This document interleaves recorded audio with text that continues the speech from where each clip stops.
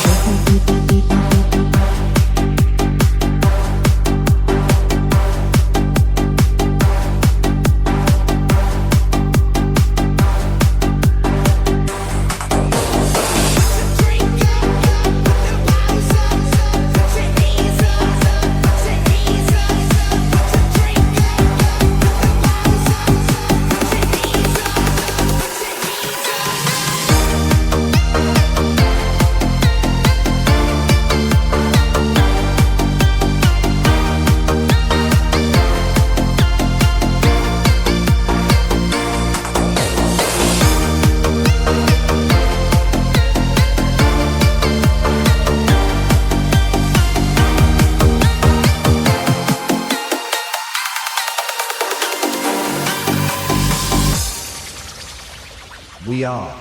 Family TSRC Team បើវត្តមានបងធ្វើឲ្យអារម្មណ៍អូនមិនល្អមានតែល្អអង្គកអូនអាចប្រាប់ត្រង់បានទីមទីខ្លួនជា